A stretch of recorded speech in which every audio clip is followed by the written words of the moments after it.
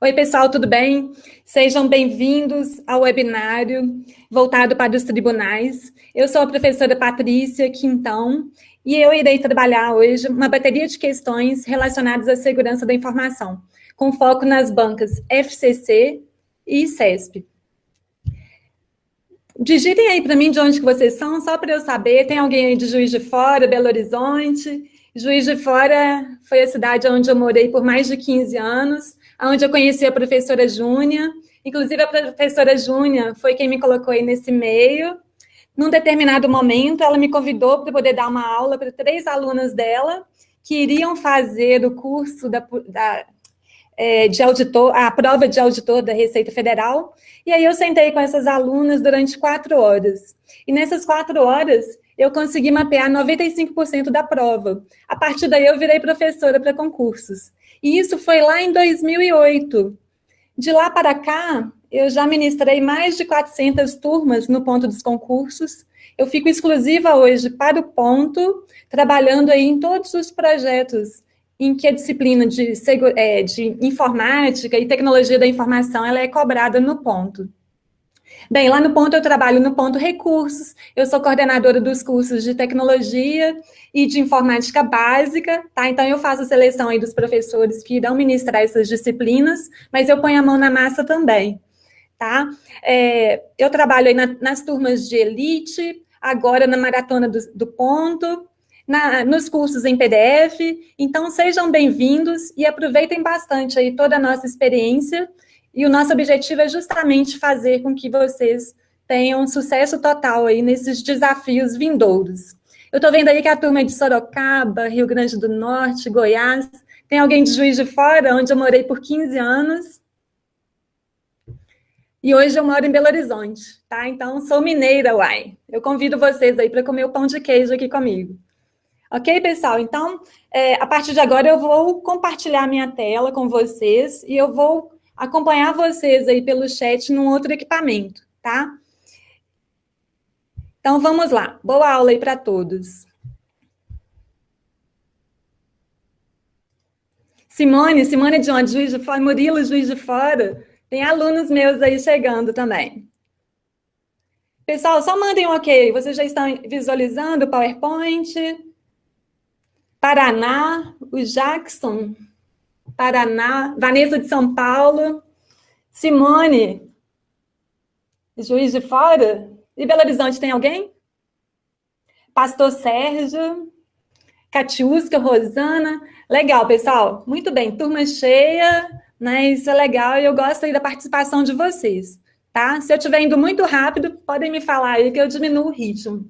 A ideia é fazer um número grande aí de questões para poder exercitar.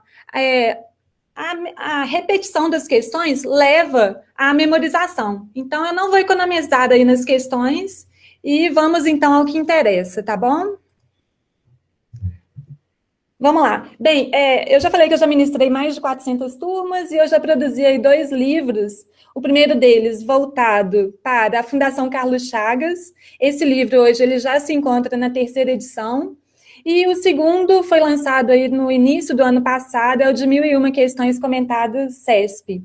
Esse livro hoje já foi para a 2ª edição, liberada em dezembro do ano passado. Então, ele é novo, acabou de ser lançado aí no mercado, eu recomendo aí para vocês. Se alguém já conhecer, né, vocês podem enviar o feedback aí para a gente. Como me encontrar? Então, no site do Ponto, você tem o meu e-mail por lá, patricia@pontodosconcursos.com.br, e quando você fizer uma busca por cursos, né, da professora Patrícia, você já vai ver lá as diversas opções, tá? Seja curso em PDF, da maratona, os cursos da maratona eu irei liberar a partir de amanhã, e as turmas de elite aí já estão lá disponíveis. Além do Ponto Mais, que eu convido aí vocês a conhecerem, com questões aí comentadas por nós, professores do Ponto, tá? Se quiserem saber mais, me mandem um e-mail que eu informo aí para vocês. Bem, pessoal, mas chega de blá, blá, blá, né? Vamos ao que interessa. Inicialmente, eu vou começar com as questões da Fundação Carlos Chagas. Questão número 1 é a questão de 2016. Essa questão foi disponibilizada na disciplina de Tecnologia da Informação. E aí eu tenho uma observação para vocês. Algumas questões que caem na prova de TI, depois de algum tempo, elas começam a cair na prova de noções de informática. Então, eu costumo bastante colocar questões também de TI que são aderentes ao conteúdo da disciplina de noções de informática. A gente consegue ver aí, após analisar, né, todas as questões e a tendência da banca, qual é o direcionamento e para onde que a banca está indo. E pelo fato de estarmos trabalhando, né, de estarmos no mercado, atuando na área, a gente consegue também já saber que temas estão em voga e que poderão aí ser, né, cobrados pela banca. Bem, então essa questão, apesar de ser de TI, ela é bem aí, legal para a prova de noções de informática. Então, um funcionário de uma empresa percebeu que o seu computador estava sendo controlado remotamente. Bem, pessoal, vejam só, eu vou habilitar aqui a canetinha e eu vou começar a marcar para vocês os pontos de maior importância aí no enunciado da questão. Então, aqui já fala, ó, o computador está sendo controlado remotamente. O som tá legal aí, pessoal? Só para eu confirmar. Ok, vamos lá então. Um funcionário de uma empresa percebeu que o seu computador estava sendo controlado remotamente, sem o seu consentimento. Quando foi notificado pelo administrador da rede que, a partir do seu computador, estavam sendo enviados spams, realizados ataques de negação de serviço, ó, palavrinha-chave aí para vocês, e propagação de outros códigos maliciosos. Então, veja só, tem um computador do usuário que está sendo controlado por um criminoso virtual e essa máquina está sendo utilizada para enviar spams, que são aquelas mensagens indesejadas que entulham a nossa caixa postal, ataques de negação de serviço e propagação de códigos maliciosos. Então, a máquina estava enviando vírus e outros códigos maliciosos para outros computadores na internet. Com base nessas características e ações, conclui-se que o computador deve estar infectado por... Bem, existe aí uma palavra-chave que nos leva diretamente à resposta da questão.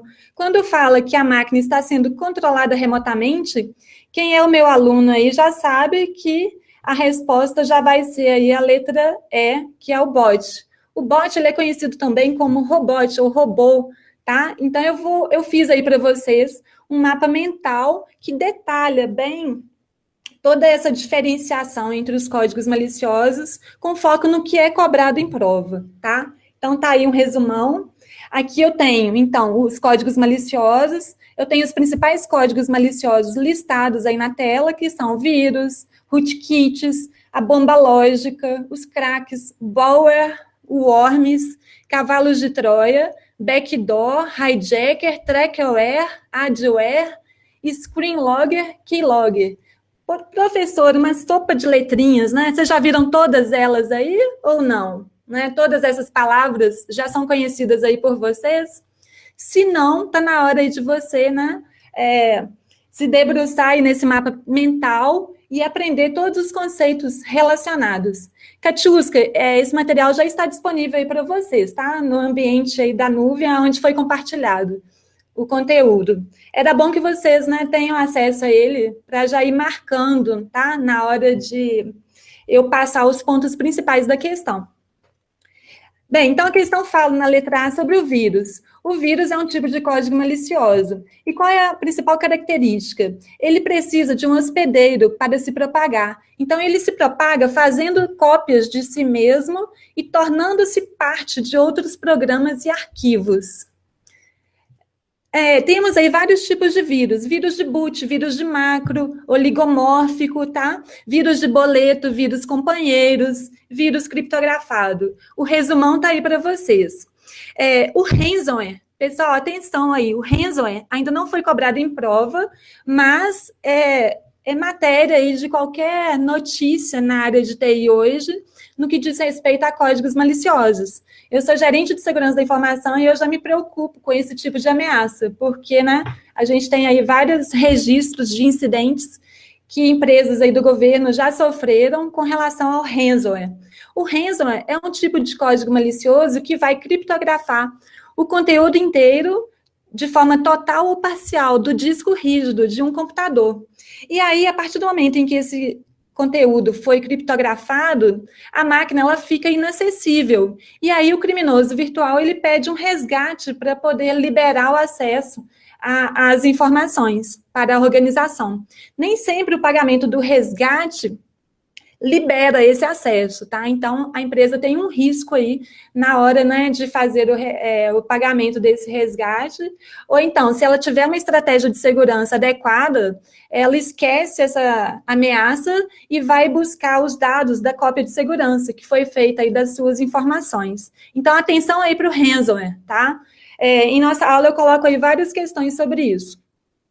O worm, ele, diferentemente do vírus, ele não precisa de hospedeiro, ele não infecta outros arquivos, e guarda isso, tá? Ele propaga-se pela exploração de vulnerabilidades.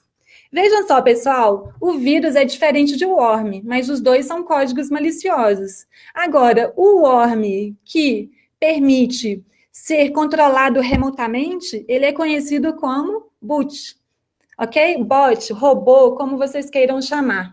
E uma rede contaminada por ameaças do tipo bot, ela é conhecida como botnet, ou rede zumbi. Então, uma rede zumbi é uma máquina infectada por bots, que possui várias máquinas infectadas por bots, ok?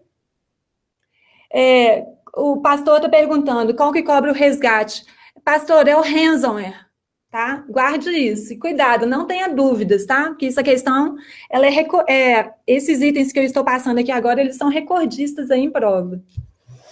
Ok, pessoal? Então, vamos lá. Voltando, a gente viu aí o vírus, o rootkit eu vou falar mais à frente, o keylogger.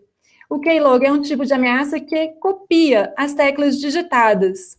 Tá? O rootkit, ele busca alterar a ação do sistema operacional. A principal intenção do rootkit é se camuflar. Ele quer ficar escondido para assegurar que ele possa estar presente aí em um computador, comprometendo a segurança desse computador e impedindo aí que o seu código seja encontrado por qualquer antivírus.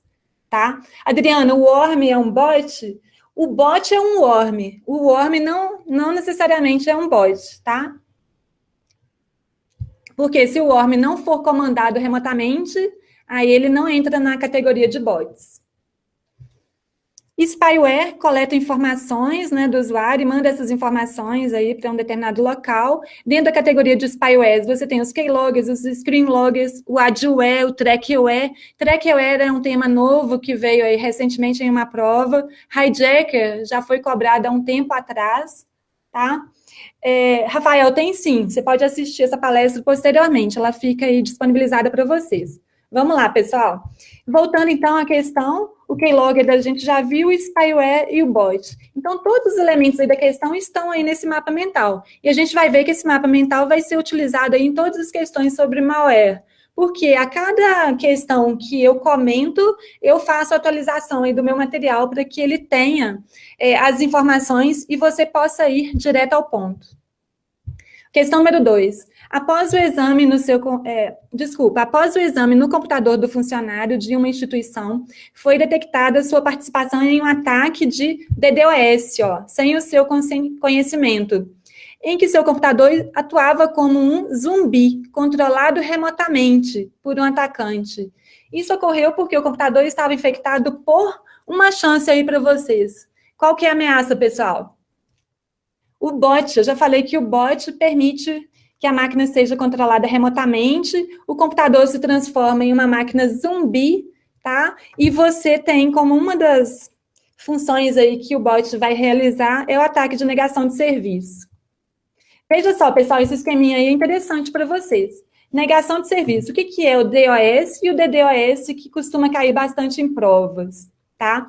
No DOS, que é o ataque de negação de serviço, o atacante vai utilizar um computador para tirar de operação um serviço ou computadores conectados à internet. E no DDoS, eu tenho um D a mais aqui, que seria um ataque de negação de serviço distribuído, onde você tem um conjunto de computadores tirando de operação um ou mais serviços da internet, tá? Então, o bot, ele é um tipo de ameaça que ele pode ter como uma das ações a efetivação de um ataque de negação de serviço ou de negação de serviço distribuída pela rede. Ok, questão número 3. Atualmente, a forma mais utilizada para disseminação de vírus é por meio de mensagens de e-mail e arquivos recebidos pela internet. Para que o vírus seja ativado, bem, letra B, ó, é necessário que o anexo contaminado seja aberto ou executado. A letra A fala que é necessária a transferência do anexo para a área de trabalho. Bem, aí eu não tenho a abertura desse arquivo e a execução desse arquivo malicioso. Então, a letra A é errada. Letra C, basta realizar a abertura da mensagem para a sua leitura. Essa letra C aí já é alvo de controvérsias, tá? Eu já vi aí um caso em que isso foi possível. Então, essa letra C já é meio duvidosa. Mas a melhor resposta aí, que é 100% confiável, é a letra B. Letra D. É suficiente o download da mensagem do servidor de e-mail para o computador? Não, isso não vai fazer com que o vírus seja disseminado. E a letra E. É necessário que, uma vez aberta a mensagem, haja uma conexão com a internet. Nada a ver aí com o contexto. E uma observação adicional para vocês. Os principais meios hoje de propagação e disseminação de vírus são o e-mail e o pendrive, tá? Ok? Ô, Jacques, essa imagem já está aí no material disponibilizado para vocês. Questão número 4. Sobre um programa de código malicioso, malware, considere. É notadamente responsável por consumir muitos recursos devido à grande quantidade de cópias de si mesmo, que costuma propagar. Bem, quem que se propaga automaticamente pelas redes, explorando vulnerabilidades? O worm, tá? Nós já matamos aí a questão e a gente consegue aí já chegar na letra D como a resposta.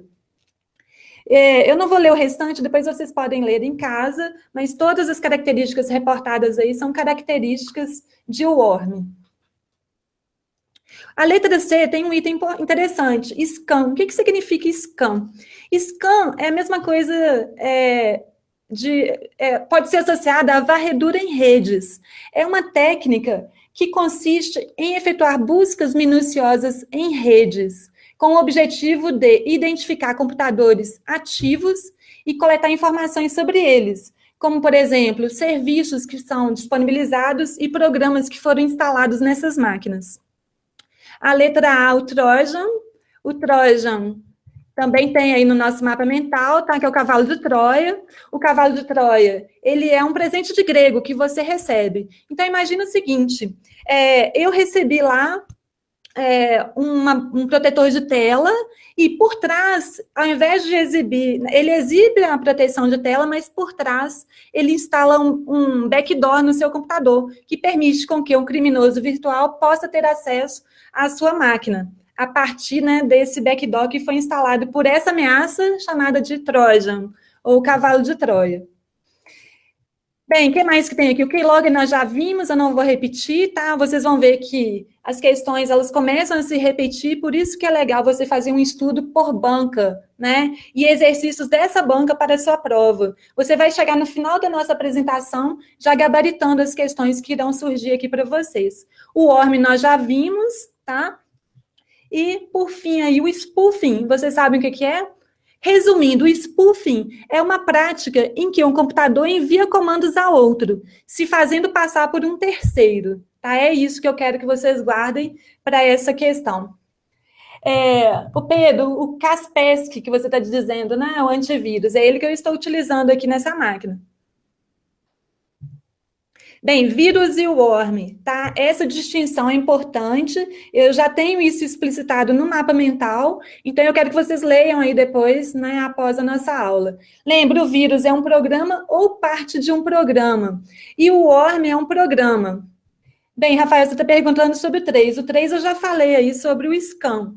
Então, o scan você pode... eu já expliquei, né? Você pode relacionar a parte de varredura de redes. É uma técnica que te permite aí, efetuar buscas em redes para identificar quais equipamentos estão ativos e quais programas estão instalados nesses equipamentos e assim por diante. Bem, pessoal, se vocês perderem, voltem depois na gravação para vocês, né, terem acesso à explicação. Vamos lá, porque tem muita questão aqui hoje, eu não dou moleza para vocês. Quem foi meu aluno aí sabe disso. Questão número 5, da FCC de 2015. O usuário de um computador conectado à internet está se queixando que, repentinamente, começaram a aparecer janelas com anúncios. Ó, a palavra-chave aí para vocês. Janelas com anúncios na tela do computador. Isso já nos remete aqui, diretamente ao adware, tá? Considerando a possibilidade que o malware está atacando o computador do usuário, o sintoma relatado aparenta ser a ação de um malware do tipo adware, letra C. Letra A nós já vimos, letra B o backdoor. O backdoor abre uma porta para o seu computador poder ser invadido, tá? Botnet nós já vimos, que são as redes contaminadas por bots, e spyware, ele coleta informações do usuário. Bem, existe aí, eu faço parte hoje do grupo da ABNT que cria as normas de segurança no Brasil. E a ABNT fala o seguinte, na ISO 27000, adware é um aplicativo que joga publicidade para os usuários e ou reúne informações sobre o comportamento online do usuário, tá?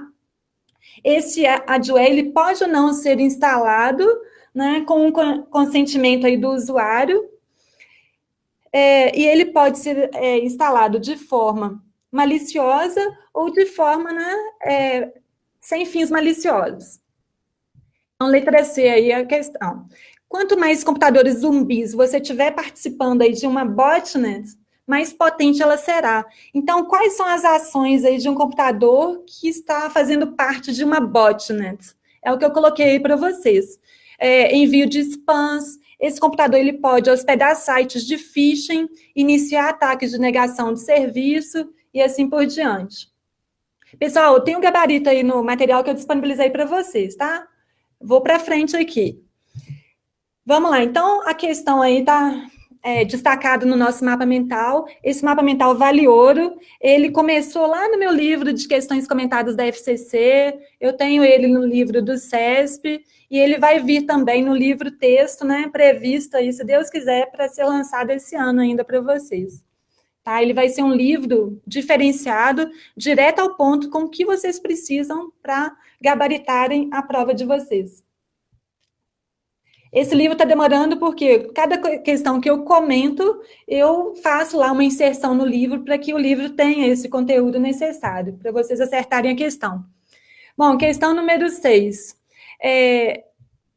Foi dada, então, uma tabela e a banca omitiu, né, 2 nomes aí no cabeçalho da tabela. E ela pergunta a qual ameaça esses 2 itens estavam fazendo referência. Bem, então, essa tabela ela foi tirada aí do CERT-BR, que é um site aí do Centro de Tratamento de Incidentes do Governo Federal, e lá nessa tabela, lá no finalzinho a gente tem o backdoor e o rootkit. Então, ela mostrou alguns itens, como que o backdoor ele é obtido, como ocorre a instalação, como ele se propaga, ações maliciosas mais comuns. E, ao final, a gente poderia perceber que as opções destacadas estão ligadas a backdoor e rootkit. Ok? Depois vocês vão ter acesso aí ao material. Questão número 7. É uma questão também de analista da área de suporte. Alguns programas antivírus colocam arquivos suspeitos de possuírem vírus em quarentena. Ó, guarda essa palavra aí, quarentena. Pelo fato de não terem como combatê-los nesse momento. Um cuidado que o usuário deve ter a partir de então, seguindo as recomendações do programa antivírus, é de... Bem, pessoal, ao encontrar um arquivo que o antivírus considera maligno, ele pode tomar 2 ações. A primeira delas envolve a eliminação da ameaça. E a segunda, se ele não conseguiu eliminar essa ameaça, é colocar o arquivo em quarentena. A quarentena é uma área em que esse código malicioso, ele fica afastado de suas funções durante um tempo. Tá? Então, o antivírus faz isso por quê? Caso esse código malicioso ele seja muito forte e muito difícil de ser removido, né, podendo afetar bastante o funcionamento do computador, estando na quarentena, ele já consegue rodar o sistema operacional em busca de mais problemas ligados a esse vírus. E aí, a partir de um determinado momento, esse vírus pode ser deletado da quarentena, né? A partir do momento em que o antivírus conseguir retirar essa ameaça por completo, ou ele vai ficar na quarentena até que seja feita uma atualização do vírus para que essa ameaça seja reconhecida. Ok, pessoal? Então, letra D é a resposta. Ó. É importante manter o programa antivírus sempre atualizado, na expectativa de que esse possível vírus possa ser identificado e formas de combatê-lo desenvolvidas e incorporadas ao programa antivírus. Pastor, tem muitos clicadores compulsivos aí que clicam em mensagens de phishing e instalam códigos maliciosos aí em seus computadores, ou respondem a mensagens de spammers, tá? Contribuindo para que essas mensagens, né, sejam cada vez mais replicadas e enviadas aí a outras pessoas, porque o lucro financeiro que esses criminosos virtuais têm obtido é realmente inacreditável, tá? Existe toda aí um mundo, né, oculto aí que a gente desconhece para o crime virtual. Eu mexo com a parte de forense, eu analiso esses códigos maliciosos e vejo que isso é mais comum do que o que a gente imagina. Questão número 8, pessoal. O processo de proteção da informação das ameaças caracteriza-se como segurança.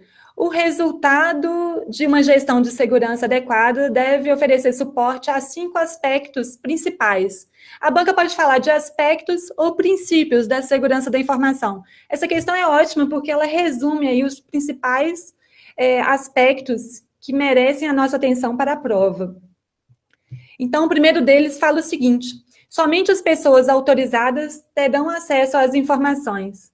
Então, esse aspecto está relacionado à confidencialidade ou sigilo. Então, somente as pessoas autorizadas é que terão acesso às informações e mais ninguém.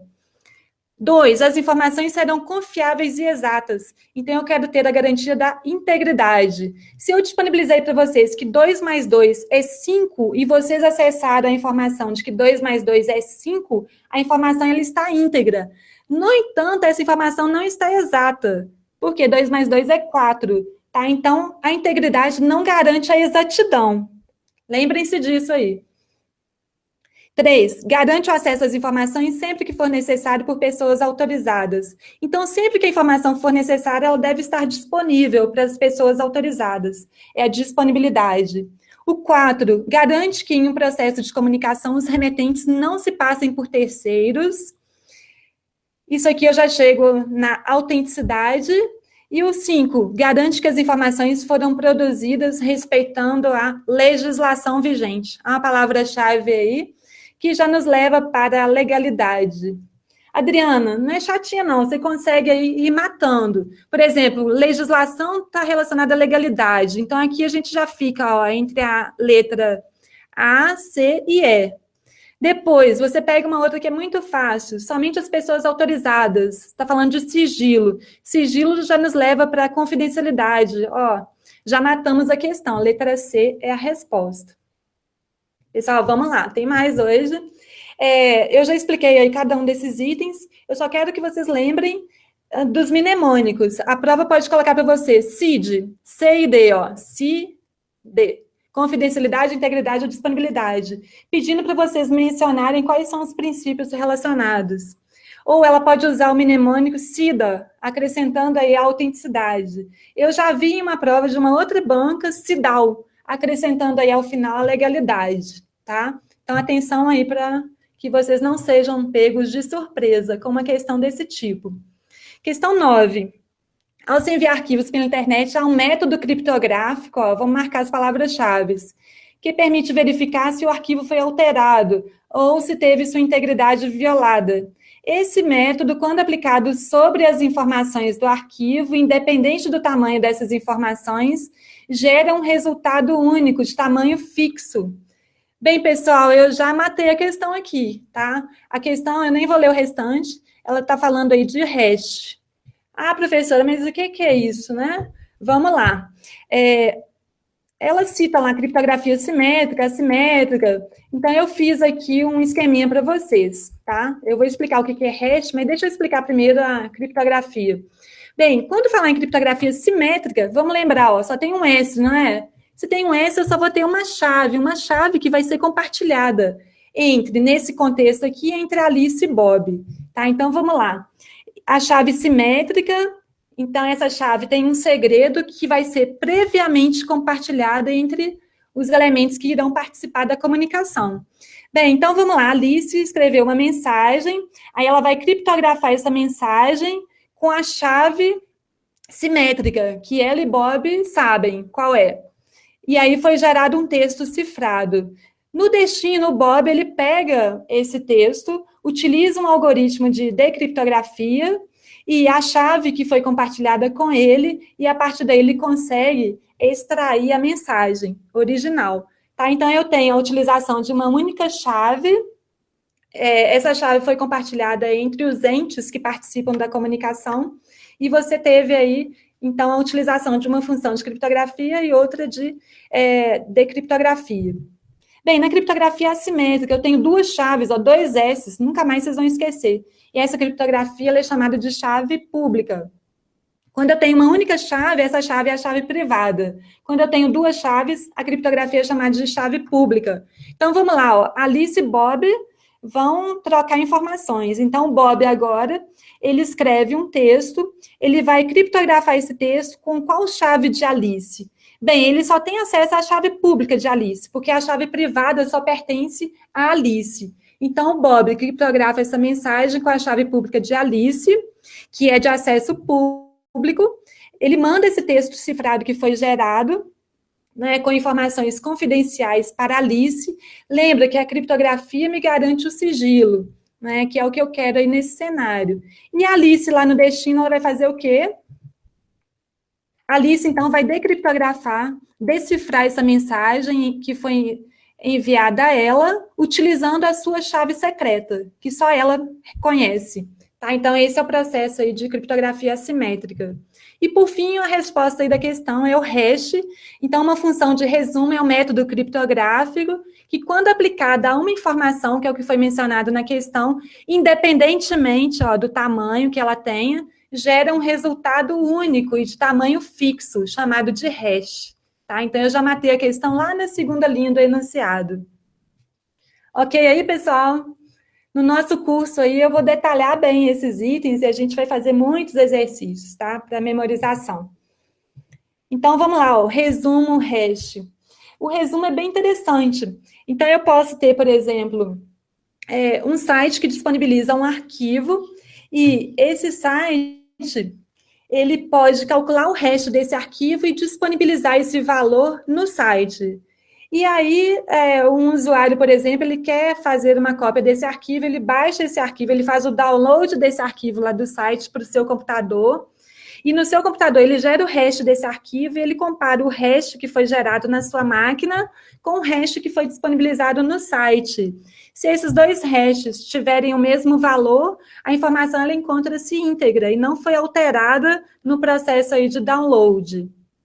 Falei várias palavras aí, né, pessoal? A nossa aula ela vai tendo aí um acréscimo de conceitos, até vocês memorizarem ao final. Então, é isso que eu expliquei aí para vocês, ó. Alice, depois Bob baixa o arquivo, verifica se o hash está ok, se tiver, a mensagem encontra-se íntegra. Vamos lá, questão número 10.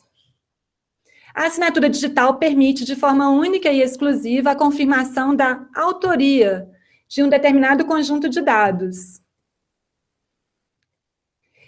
Por exemplo, um arquivo, um e-mail ou uma transação.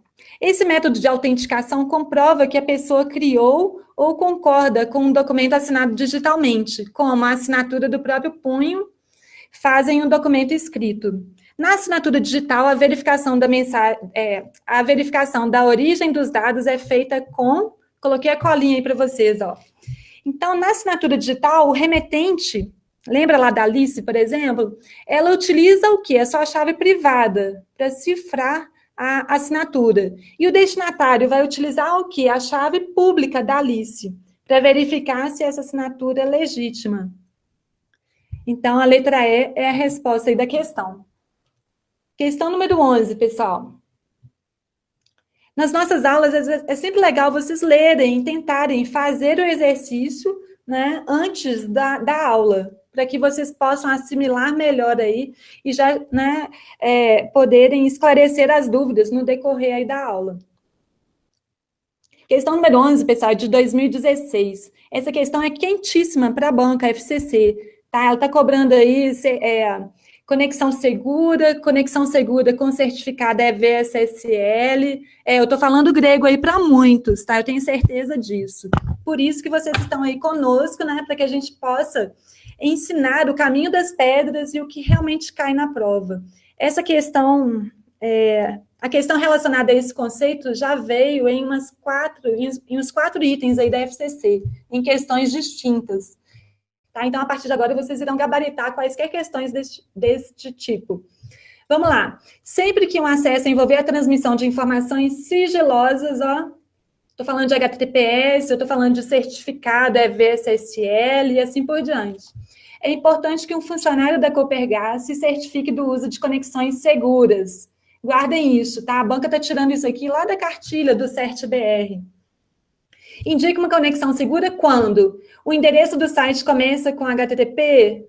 Não, tá? HTTP não é um protocolo que vai me garantir segurança.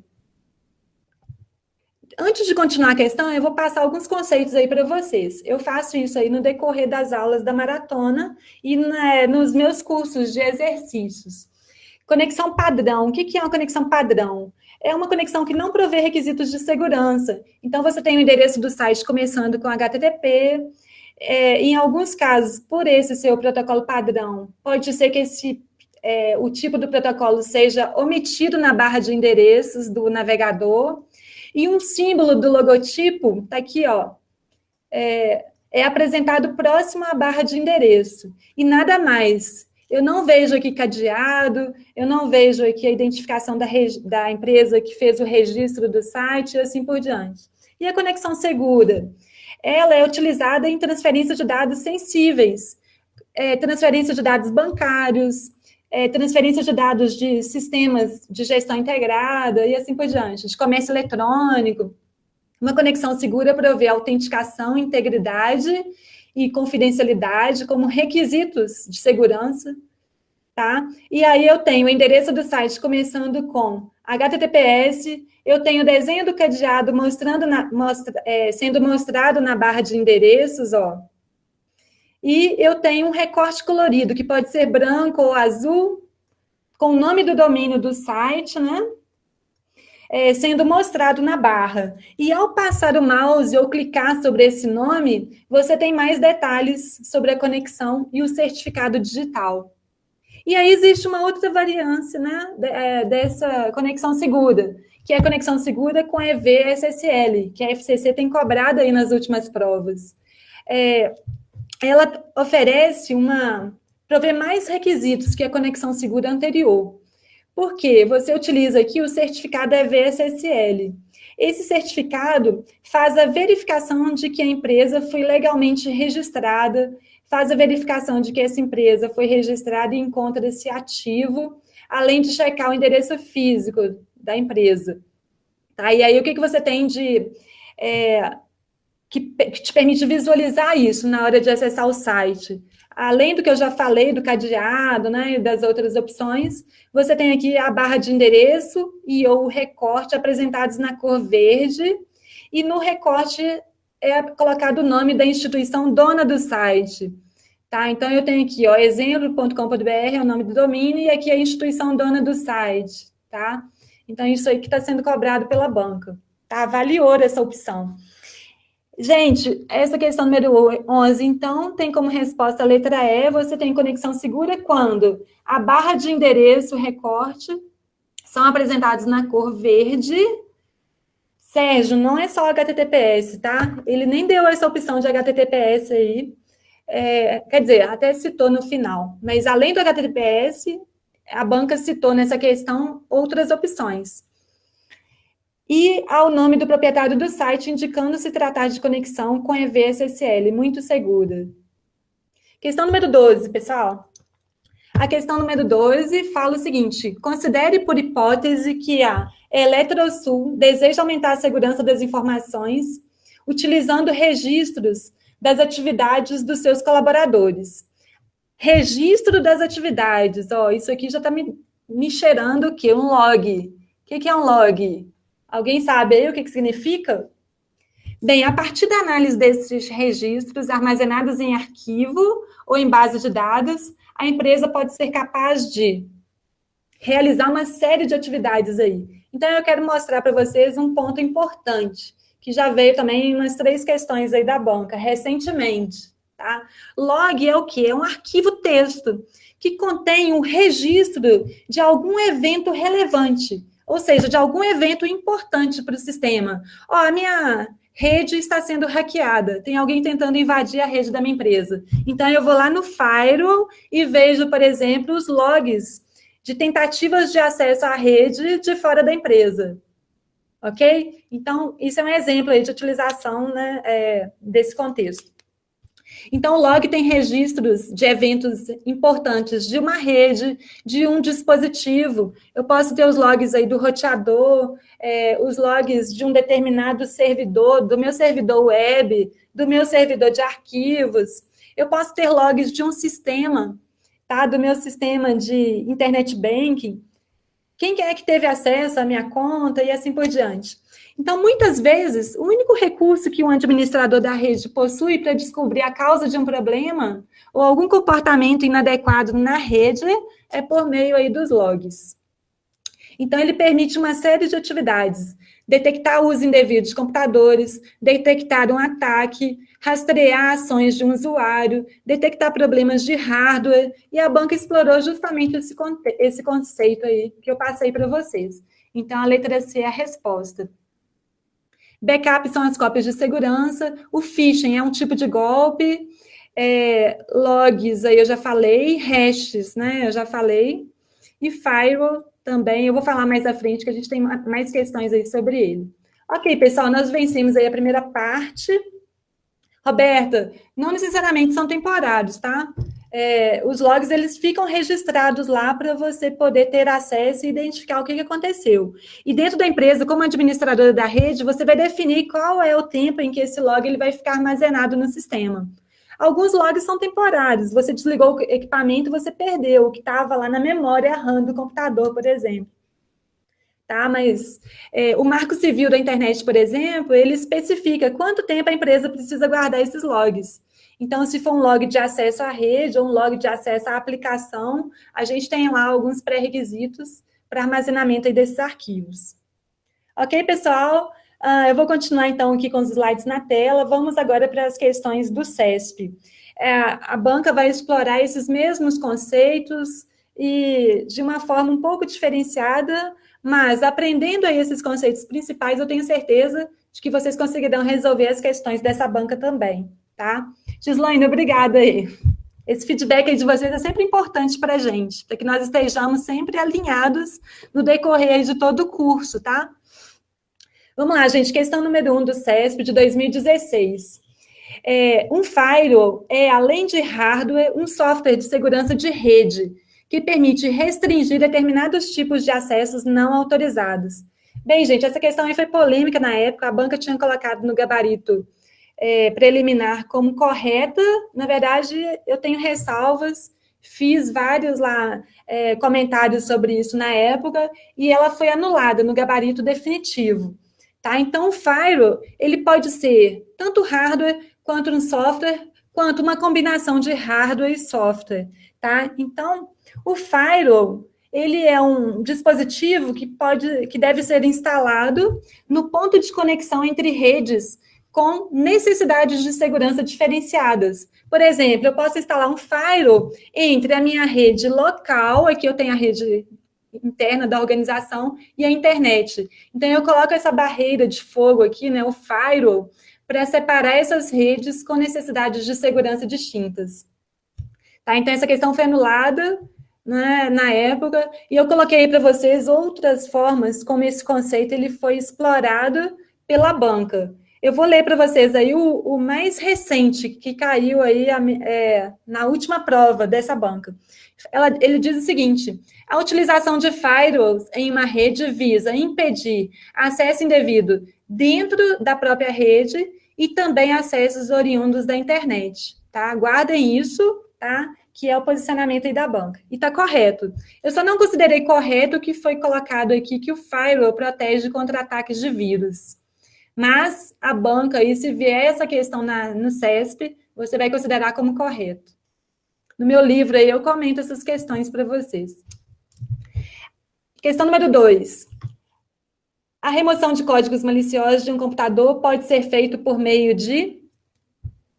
Bem, pessoal, só lembrando aí, os códigos maliciosos são os malwares, tá? Você já, até o final dessa aula, e se vierem aí a fazer o curso comigo na Maratona do Ponto, ou nos cursos regular em PDFs, até o final eu tenho certeza que vocês já memorizaram os pontos principais. Quando a banca falar uma determinada característica, pede resgate, vamos lá para o ransomware.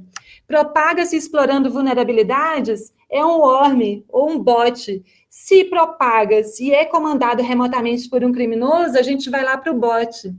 Se ele vem como um presente de grego, é um cavalo de Troia. Se ele abre uma porta para o invasor poder, né, ter acesso ao equipamento, é um backdoor. Se altera a página inicial dos browsers, instalando ferramentas suspeitas, impedindo a ação do antivírus, é um hijacker. Se ele vai rastrear as atividades do sistema, é um trackerware. Se ele apresenta propagandas, é um adware, tá? E por aí vai, tá? Eu quero que vocês guardem isso. Um conceito que nunca caiu em prova é o de Bower, que é um malware que infecta computadores e realiza aí a falsificação de boletos bancários. Tá? Eu já vi uma instituição aí, uma faculdade, que teve um servidor invadido por esse tipo de ameaça, e aí os boletos dos alunos saíram todos errados, porque eles direcionavam o pagamento para uma conta que não era a conta da instituição. Então, houve aí uma perda de mais de 300 mil reais aí naquele momento, tá? E depois que eles descobriram essa falsificação. Bem, pessoal, então a remoção de códigos maliciosos é feito por quê? Anti-spam, detecção de intrusão, anti-phishing, filtro de aplicações. Bem, anti-spam é uma ferramenta utilizada para filtro de mensagens indesejadas. Então, eu já elimino. Anti-phishing geralmente é implementado aí em browsers, não seria o caso. Filtro de aplicações não vai remover códigos maliciosos. O filtro de aplicações me permite conhecer aplicações e os seus comportamentos, estabelecendo bloqueios se essas aplicações não estiverem em conformidade com a política de segurança. Então, detecção de intrusão também não vai remover códigos maliciosos, vai detectar intrusos, né? Isso aí está ligado à parte de IDS, que são os sistemas de detecção de intrusos. Então, sobrou para a gente aí a letra A. E aí, guardem essa nota que eu coloquei para vocês, tá? Isso cai em prova também. Nem toda ferramenta anti-spyware é necessariamente antivírus. E vice-versa. Não é todo antivírus que tem a função de anti-spyware. Alguns antivírus já possuem essa função integradas a ele, tá? Caiu aqui, Elaine? Caiu aonde? Em qual prova? Bem, então, isso nem sempre acontece. Vamos lá, pessoal, estamos quase aí. Agora já vai ficar fácil, vocês já irão conseguir resolver essas questões. Por isso que eu falo, a repetição leva à memorização. As minhas aulas têm muitas questões. É justamente para isso, para vocês assimilarem. Porque é bem monótono ficar lendo lá todo aquele conteúdo de informática. Eu tenho ciência, né? Eu tenho noção disso também. Por isso que eu costumo enriquecer as aulas com muitas telas, com mapas mentais, né? Eu faço as videoaulas aí complementares, para vocês conseguirem aí, de alguma maneira, assimilar esse conteúdo. Se você é mais auditivo, se você é visual, se você é sinestésico, independe de como você é, de uma das maneiras eu vou conseguir captar a sua atenção, tá? E além disso, eu tenho as mensagens. Como eu sou coaching, formada aí pela Sociedade Brasileira de Coaching, tá? Eu estou fechando a minha certificação agora como Master Coaching, então em toda aula eu costumo aí colocar algumas mensagens de incentivo, e aí nas aulas ao vivo eu costumo às vezes trabalhar algumas técnicas para melhorar a assimilação do estudo. É isso, tá? No final das contas, tudo isso encontra-se integrado. E o nosso objetivo é que vocês aprendam e gabaritem as provas de informática para concurso, no caso aí da minha disciplina. Bem, malware são os códigos maliciosos. São mecanismos utilizados para evitar que técnicas invasivas como phishing e spam sejam instaladas nas máquinas. Bem, pessoal, malware não é o próprio código malicioso? Então, ele não vai evitar que técnicas invasivas sejam instaladas no equipamento. Ele próprio, né, vai comprometer a segurança da informação, ao contrário do que foi reportado na questão.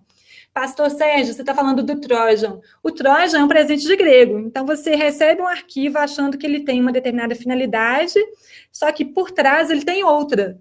Então, isso é ruim? Claro. Ele pode abrir uma porta aí no seu computador para que ele possa ser invadido, tá? Posteriormente. Bem, gente, é errado, então, o item 3, estamos quase acabando. Questão 4, diz respeito aos princípios da segurança, e essa questão fala que a integridade, a confidencialidade e a disponibilidade, que são conceitos fundamentais nos ambientes tecnológicos, são adotados na prática a partir de um conjunto de tecnologias, como, por exemplo, criptografia, autenticação de usuários e equipamentos redundantes. Esse é um tipo de questão que começou a cair agora. Tá? Então, a banca, ela referencia medidas de segurança, relacionando essas medidas, essas boas práticas aí de segurança, aos princípios da segurança da informação. E aí tem um esqueminha que eu coloquei para vocês. Isso aí eu já expliquei, não vou explicar de novo. Esse aí que eu quero, ó. Essa tabela mostra o aspecto, então, confidencialidade, integridade e disponibilidade. Ele descreve o aspecto e o que eu quero que vocês memorizem é o que está aí à direita, as medidas de controle. Então, para eu garantir a confidencialidade, eu posso implementar a criptografia, a classificação de informação. Para eu garantir a integridade, eu posso, né, ter aí a autenticação de usuários e implementar o controle de acesso. Para ter a disponibilidade, eu posso ter aí um plano de contingência, que seria um plano que vai me permitir recuperar o meu ambiente em caso de desastres, tá? Voltando o ambiente à normalidade. Eu posso usar equipamentos redundantes. O que é isso, né? Muita gente aí foi pego de surpresa nessa questão pelo uso de equipamentos redundantes. Equipamentos redundantes, eles são chamados também de equipamentos SPARE, tá? Então, na área de TI, eu chamo isso de equipamentos SPARE. SPAR, Então, equipamentos redundantes são... você tem aí uma duplicação dos equipamentos. Se um falha, o outro entra em ação, tá? Bem, pessoal, então é correto esse item. Vamos lá para a questão 5. É um procedimento correto de segurança realizar transações bancárias em computadores diferentes? Não, pessoal.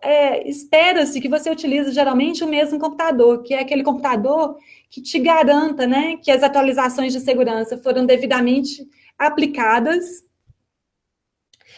que você tem aí uma correção das vulnerabilidades ou brechas de segurança e assim por diante. Não acessar sítios cujos endereços se iniciam com HTTPS. Não acessar está errado. Letra C. Letra D. Bloquear por meio de mecanismos de controle no computador o acesso a notícias relacionadas à segurança da internet. Não, essas notícias são importantes para a gente ver se a gente encontra-se aderente às questões de segurança. Desativar a atualização de programas como Java e demais plugins, isso não é legal, porque você pode desativar aplicativos de segurança. Então, sobre a letra E, que é a utilização de antivírus e firewalls. Número 6.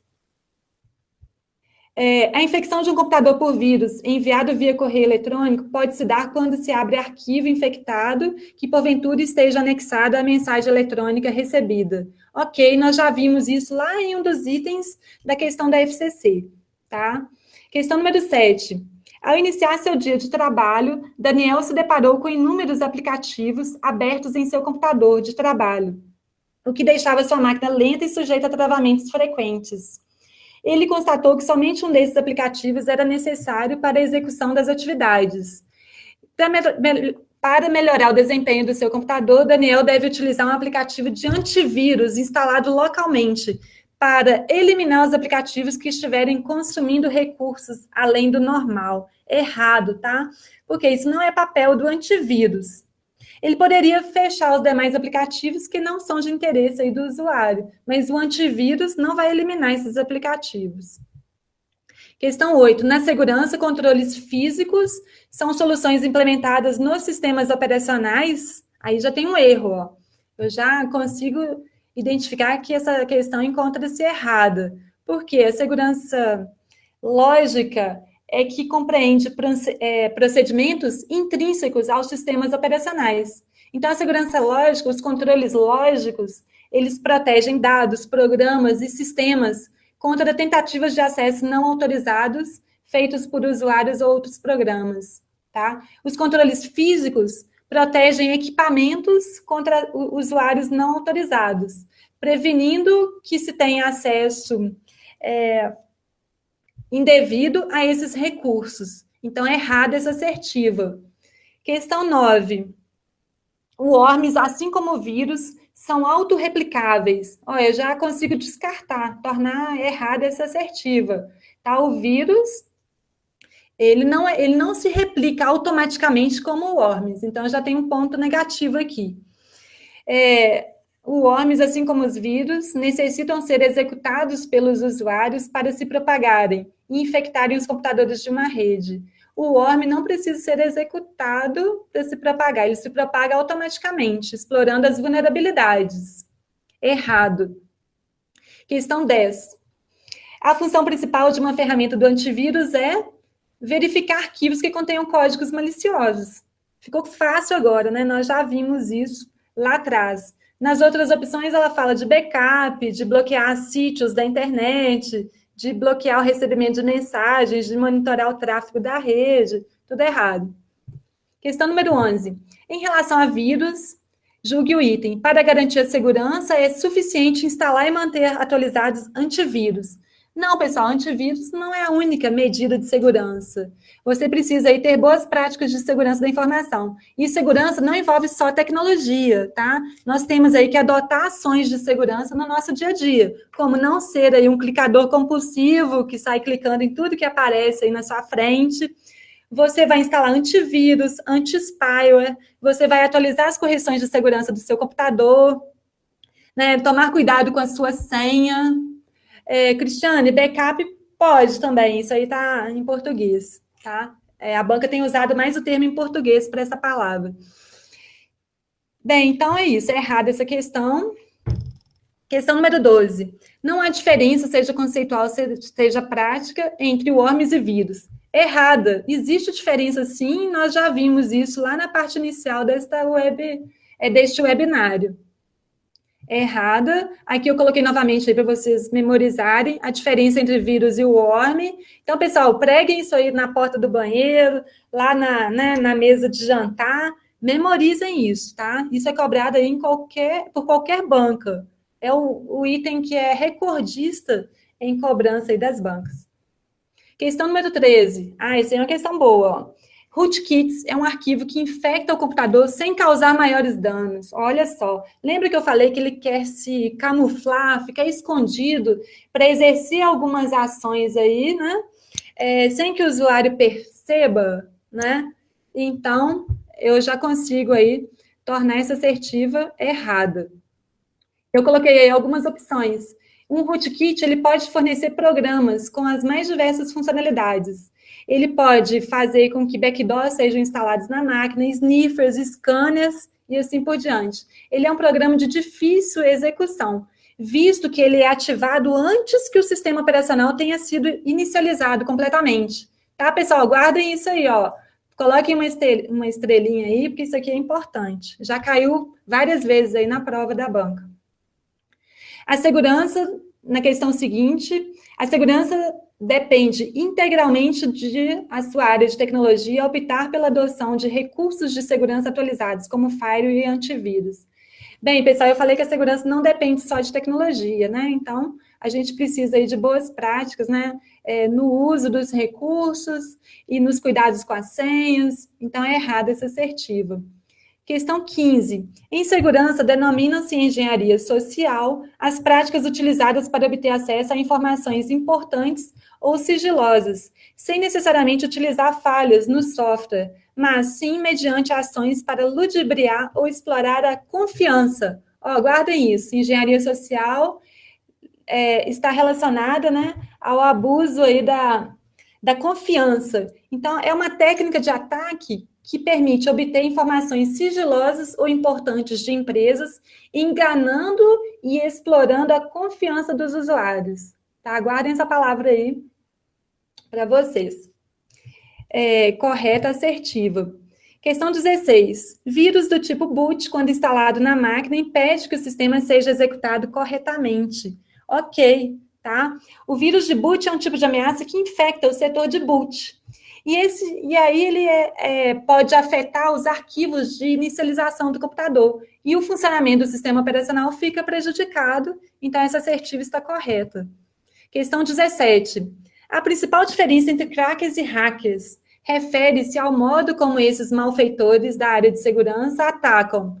Bem, pessoal, a banca falou uma série de itens aí que não são aderentes a essa diferença. Essa assertiva está errada. E eu quero que vocês guardem aí o seguinte.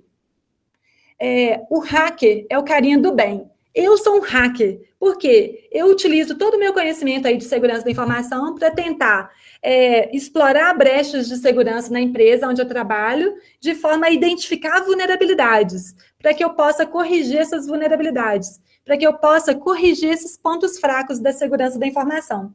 E o cracker? O crack é o carinha do mal. Lembra da droga lá, do crack? O crack não é uma coisa ruim? Então, você já consegue memorizar que o cracker é aquela pessoa do mal que quer invadir o sistema para poder obter alguma vantagem ilícita, né, dinheiro, e utilizar isso a favor do crime digital. Então, errada, assertiva. Depois vocês podem ler com calma. Questão 18. A gente está acabando, vai até a 20 aí.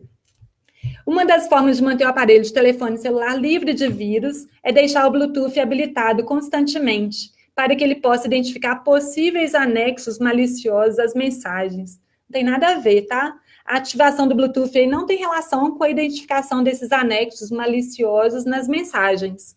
Aliás, o Bluetooth aí pode, né, gerar um risco para o seu dispositivo, né, para o seu celular, porque você pode aí, né, dependendo, receber mensagens e arquivos maliciosos que podem provocar estragos aí no seu computador. Vamos lá, botnet é uma rede formada por inúmeros computadores zumbis e que permite potencializar as ações danosas executadas pelos bots. Olha só, pessoal, tá fácil agora, né? Eu já falei isso tudo aí no início, lá naquele mapa mental para vocês. Botnet é uma rede contaminada por bots, aqui, ó, net mais robot, né? Bot mais net, formada por inúmeros computadores zumbis, que são computadores aí contaminados com esse tipo de código malicioso, e que permite potencializar as ações danosas executadas pelos bots, os quais são programas similares ao Worm e que possuem mecanismos de controle remoto. Fechou com chaves de ouro aí o conceito, tá? Justamente o que eu coloquei para vocês lá naquele mapa mental. Por fim, a última questão. Para tentar prevenir uma infecção por vírus ou malware, algumas ferramentas de antivírus procedem à detecção por heurística, técnica de detecção de vírus baseada no comportamento anômalo ou malicioso de um software. Bom, pessoal, essa questão é legal, tá? E aí eu coloquei um quadro, um mapa mental aí para vocês. Então, o antivírus, ele vai varrer arquivos da máquina, né, do usuário, e ele monitora ações pré-definidas em busca de alguma ação que indica alguma atividade maliciosa. Então, como que o antivírus identifica um código malicioso? Nós temos aí duas formas, a detecção por heurística e a detecção por assinatura. Na detecção por assinatura, o antivírus, ele divide o arquivo em porções de código, e ele vai comparando essas porções de códigos com base na sua base de assinaturas, né?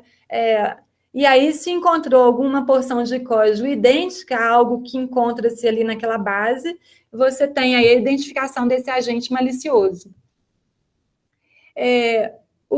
A detecção por heurística analisa o comportamento. Então, se tem um arquivo aí com algum comportamento anômalo no sistema, né, que não conste aí na base de dados, aí você consegue identificar essa ameaça. Então, correta essa assertiva. Bem, pessoal, eu passei 2 minutos aí, estou utilizando o tempo aí do professor Paulo, que é um grande parceiro aí no ponto. O Paulo também trabalha lá nos cursos com as disciplinas de informática comigo. Então, é sempre aí um prazer, né, podermos aí passar esse conteúdo para vocês, para que vocês tenham um conhecimento abrangente e que permitam que não se tenha surpresas na hora da prova. Então, nós preparamos vocês tanto para uma prova bem básica, quanto para uma prova, né, de nível mais sofisticado. Então, o que vier, eu tenho certeza de que vocês aí já terão passado por algo aí desse tipo. Ok? Bem, se alguém quiser fazer um segundinho aí para poder dar um feedback. Catiusca, quem comprou a primeira edição terá direito às atualizações? Não, Catiusca, não estão disponíveis aí no site. O livro foi todo ampliado e reestruturado, tá? O Rodrigo, que pena. Pois é, Rodrigo, passou rapidinho, mas a gente se encontra aí na maratona do ponto, nas turmas de elite, nos cursos em PDF e no Ponto Mais, tá? Então, investiguem mais lá sobre o Ponto Mais, que é um ambiente super legal e todas as questões lá foram comentadas por mim nessa plataforma. Gente, um abraço, fiquem com Deus e até a sua aprovação. Eu espero vocês aí no ponto, tá? A partir de amanhã eu já vou liberar os cursos da maratona e eu passo a palavra agora para o professor Paulo. Um abraço.